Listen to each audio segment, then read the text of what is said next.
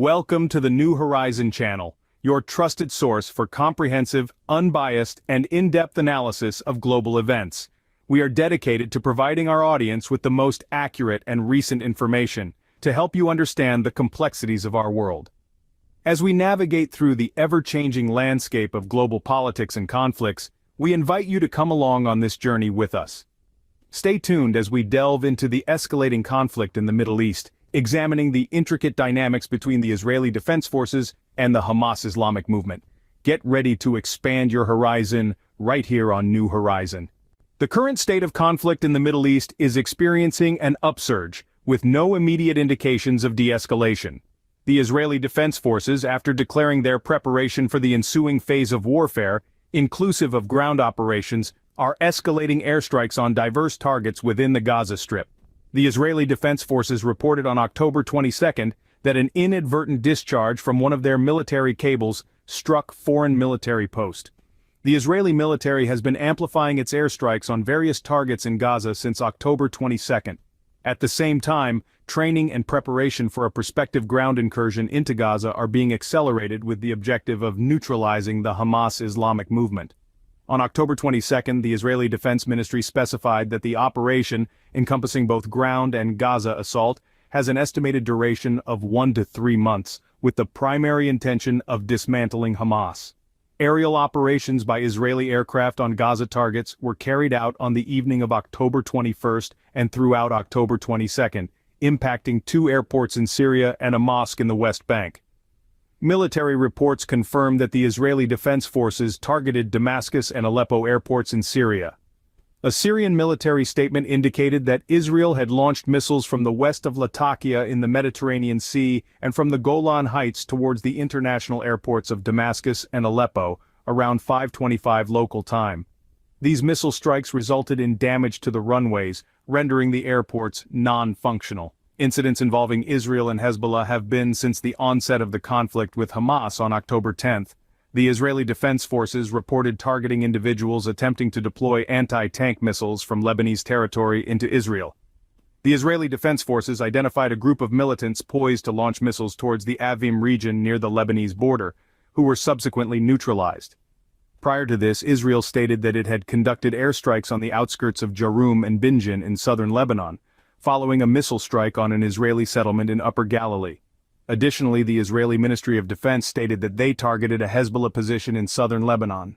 On October 22, the Israeli Defense Forces (IDF) reported an accidental tank firing which struck an Egyptian military post. An investigation into the incident is ongoing. The Egyptian military spokesperson confirmed minor injuries among border guards due to shell fragments from the Israeli tank, though additional details were not provided. Following the incident, an immediate apology was issued by the Israeli side, and an investigation was initiated.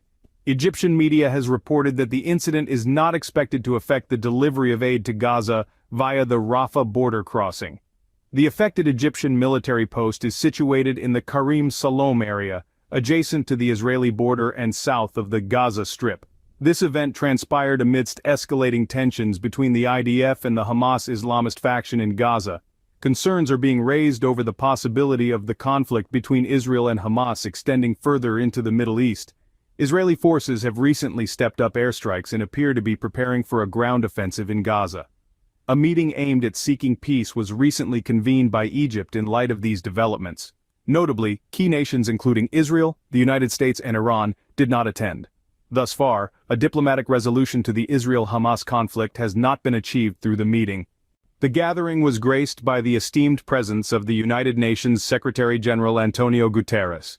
With a voice filled with hope and concern, Guterres pleaded with the warring factions to sit down and broker peace.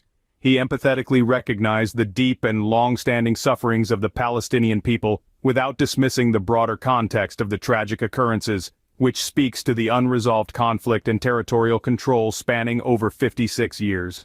While Secretary-General Guterres firmly condemned any form of attacks on Israeli civilians, he was equally moved to express that such actions do not validate the collective pain that the Palestinian people endure. Simultaneously, King Abdullah II, voicing the silent cries of the suffering, criticized the perceived global indifference towards the violence that has tragically claimed thousands of lives in Gaza, and rendered over 1 million people homeless. He passionately called for a more compassionate approach towards finding justice in the Israel-Hamas conflict. In an equally heartrending development, the first shipment of much-needed goods, including 13 trucks of medical supplies, 5 with food, and 2 carrying water, found its way into Gaza on October 21st. This vital aid, secured by the Egyptian government, passed through the Rafah border crossing for the first time since the hostility between Israel and Hamas flared up on October 7th. This aid shipment is a beacon of hope, an attempt to stifle the escalating humanitarian crisis in Gaza.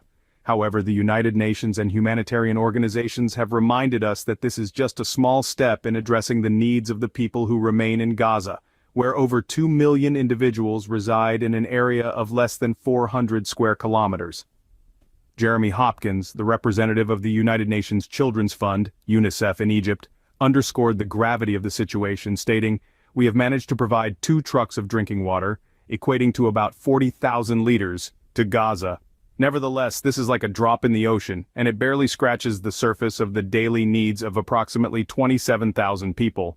This situation highlights the urgent necessity to establish a secure humanitarian corridor for essential supplies.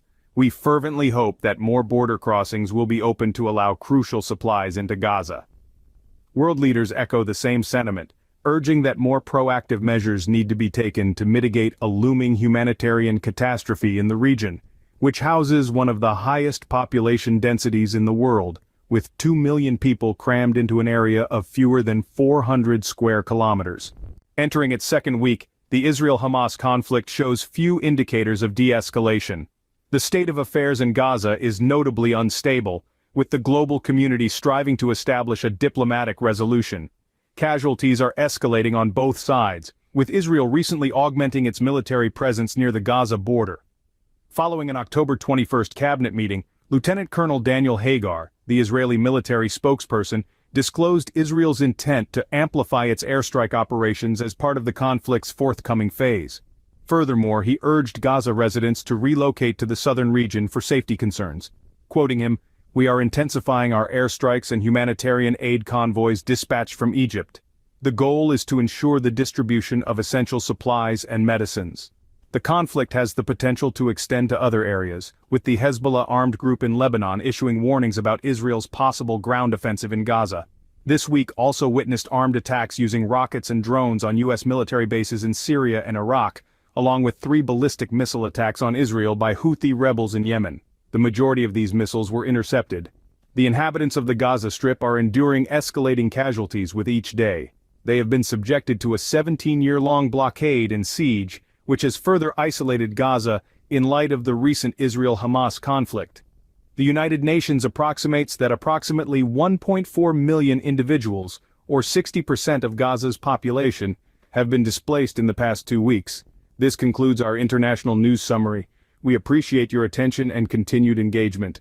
Goodbye, and we will see you next time. Thank you for staying with us through this intense story. We understand that the news can sometimes be overwhelming, especially when it involves conflict and displacement. But remember, even in the darkest corners, there are glimmers of hope. We see this in the international support pouring in, the relief workers tirelessly striving to provide aid, and the resilient spirit of those affected. We are all part of this global community, and we each have a role to play. Whether it's advocating for peace, donating to aid organizations, or simply spreading awareness, your actions make a difference. Now, more than ever, it's important to stay informed and engaged. Thank you for watching. Please like and subscribe to our channel to continue receiving updates and to join us in this journey towards a more peaceful world.